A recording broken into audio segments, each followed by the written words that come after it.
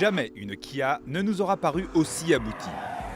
D'abord parce qu'elle a une gueule, une vraie. Parfois peut-être un peu too much, comme cette ligne réfléchissante qui prolonge les optiques arrière, mais il faut bien reconnaître que, dans l'ensemble, la Stinger est très agressive et le restera, quel que soit le choix parmi les deux finitions proposées, GT Line ou GT. Avec 4,83 m de long pour 1,87 m de large, le missile coréen est largement plus court qu'une Volkswagen Ayrton, mais plus longue qu'une Audi A5 Sportback. À bord, force est de constater l'excellent niveau de qualité des matériaux, comme le cuir Nappa d'une grande douceur ou les chromes de belle densité. Il ne reste que quelques plastiques granuleux en bas de console. Écran tactile connecté très réactif de 8 pouces, vision 360, surveillance aux manœuvres, afficheur tête haute, siège chauffant et ou rafraîchissant, conduite automatique, elle a tous les équipements dernier cri, hormis le mode bouchon ou le contour 100% numérique à la mode. Installé à l'arrière, le plafond creusé en coupole, malgré la ligne fastback, autorise les grands gabarits comme une personne d'1,87 m à ne pas trop se sentir gêné à la tête. L'accès à bord est un peu plus compliqué. Les dossiers bien reculés et la tendresse du cuir apportent quant à eux beaucoup de confort.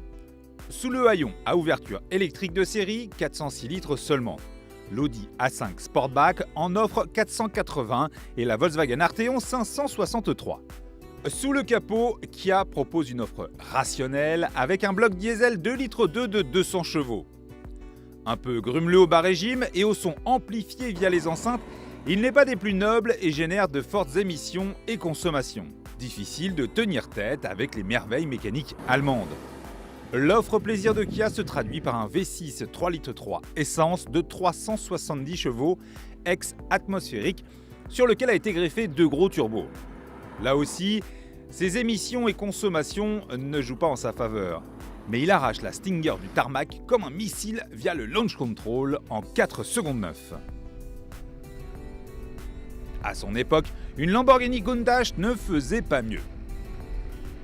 Pour l'avoir essayé sur les routes sinueuses et parfois bosselées de l'île de Majorque, ainsi que sur circuit, la Stinger montre une étonnante précision de guidage. Une direction très franche, un toucher de route rigoureux avec un léger parti pris à l'allemande vers la rigidité. La Stinger, qui reprend la plateforme de la Genesis G70, bénéficie en outre d'un différentiel mécanique à glissement limité sur le train arrière de la version 2 roues motrices et d'une répartition vectorielle du couple en 4 roues motrices avec malgré tout un typage propulsion. Pas de fibre de carbone, peu d'aluminium, la Stinger est en conséquence relativement lourde avec 1,7 tonne minimum sur la balance.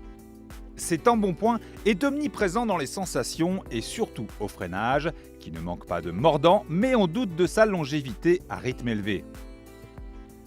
La Kia Stinger est un achat coup de cœur plus que rationnel. Le coréen ne le cache pas, sur notre marché il s'agit avant tout d'une vitrine technologique qui n'a pas d'objectif de vente particulier.